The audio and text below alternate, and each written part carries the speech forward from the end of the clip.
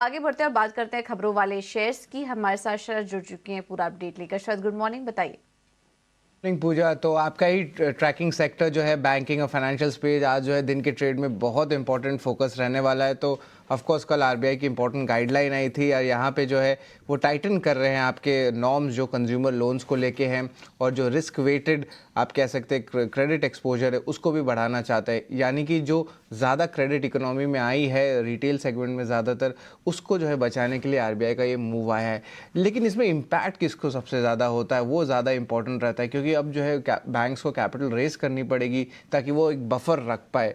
अब यहाँ पे जो है स्पार्क कैपिटल का व्यू है कि आरबीआई के जो ये आई है गाइडलाइंस, इसमें एसबीआई में जो है सबसे ज़्यादा नेगेटिव इम्पैक्ट देखने मिल सकता है और उनको जो है आगे जाते हुए कैपिटल रेज भी करना होगा।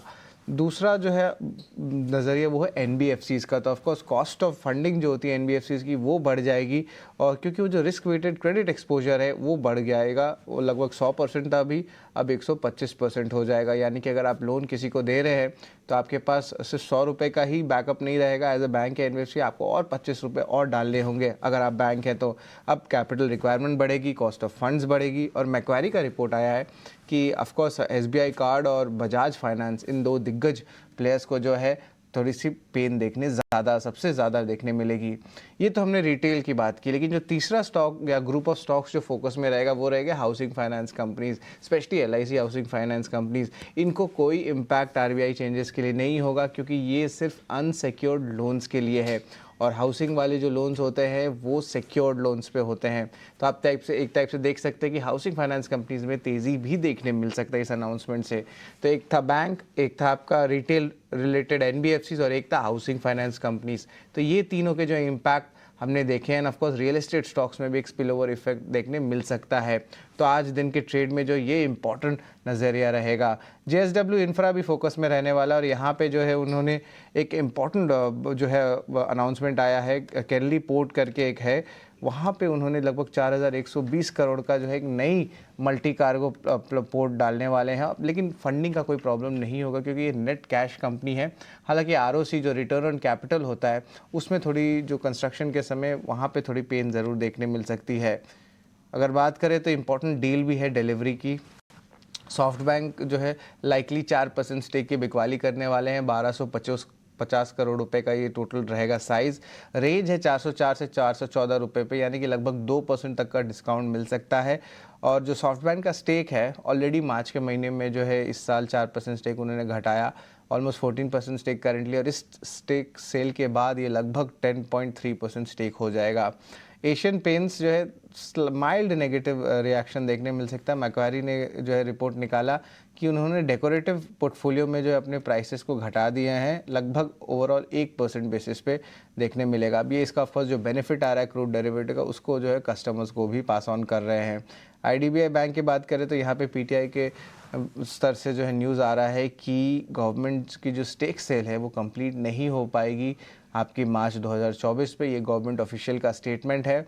और याद रखिए एलआईसी और गवर्नमेंट दोनों को जोड़ ले तो उन दोनों का स्टेक्स 90% के ऊपर है, और उनका जो डाइवेस्टमेंट का जो टारगेट है वो लगभग 60% का है। तो इसलिए आईडीबीआई बैंक में एक नेगेटिव रिएक्शन देखने मिल सकता है। स्मॉल कैप कंपनी की बात करें तो एक आती है ज्योति स्ट्रक्चर्स। हालांकि मार्केट कैप तो 924 करोड़ ही है, और कंपनी डील करती है ईपीसी प्रोजेक्ट के काम पे पावर ट्रांसमिशन सेगमेंट में लार्जली। लेकिन एस इन्वेस्टर आशीष कचोलिया का नाम अब आ चुका है प्रपोज्ड अलॉटरी में, जो प्रेफरेंशियल इशू होने वाला है, तो इसलिए स्टॉक में जो है स्ट्रॉन्ग रिएक्शन देखने मिल सकता है। एसजीवीएन में जो है एसईसीआई के साथ एक नया पैक्ट साइन किया है विंड पावर प्रोजेक्ट के लिए। और वही टाटा मोटर्स की बात माफ करिए टीवीएस मोटर्स की बात करें तो यहाँ पे उन्होंने एमिल फ्रे के साथ जो है पार्टनर किया। इंपोर्ट डिस्ट्रीब्यूशन होगा टू व्हीलर्स का, और ये यूरोपियन मार्केट्स के लिए रहने वाला है। ब्रिगेड एंटरप्राइजेस का भी इंपॉर्टेंट गाइडेंस आया है। 20 लाख स्क्वायर फुट डेवलप करेंगे, जिसका 2100 करोड़ का टोटल वैल्यू होगा बेंगलुरु मार्केट्स में। डीसीएक्स सिस्टम 500 करोड़ की जुटाने की जो है फंड्स अब की अप्रूवल आ गई है। जेएसडब्ल्यू स्टील की भी एक माइनर पॉजिटिव न्यूज़ है। इन्होंने जो माइन क्लोजर का प्लान रखा था उड़ीसा में, अब उसको विड्रॉ कर दिया गया है। इन्होंने इसलिए किया है क्योंकि जो आपके आयरन ओर होते हैं उसकी डिमांड जो है भारत में जो बढ़ रही है, और उसके कारण एक टाइप से रॉ मटेरियल रहता है स्टील कंपनी के लिए।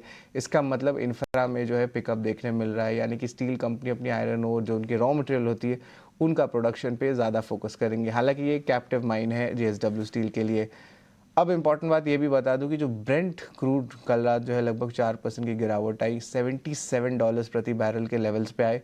ऑफ कोर्स दो कारण थे। सबसे पहला तो था हायर सप्लाई यूएस मार्केट्स में दिख रहा है और एक वीक एनर्जी डिमांड चाइना में दिख रहे हैं। अब इसका इम्पैक्ट ये है कि जो क्रूड डेरिवेटिव के कंपनीज होते हैं, एविएशन ले लीजिए, पेंट ले लीजिए, टायर ले लीजिए, इन सब पे पॉजिटिव रिएक्शन देखने मिल सकता है। और ओएमसीज में भी आप कह सकते हैं जो मार्जिन है, हालांकि उन्होंने रिटेल प्राइसेस नहीं गिराए तो उनका भी जो है मार्जिन्स बढ़ जाता है। और हमने पिछले 2 या 3 सेशंस में भी देखा है कि ओएमसी में तेज़ी आई है। तो इन स्टॉक्स को ज़रूर फोकस में रखिएगा। बिल्कुल, तो ये सारे स्टॉक्स फोकस में रहेंगे। बहुत बहुत शुक्रिया शरद। और आज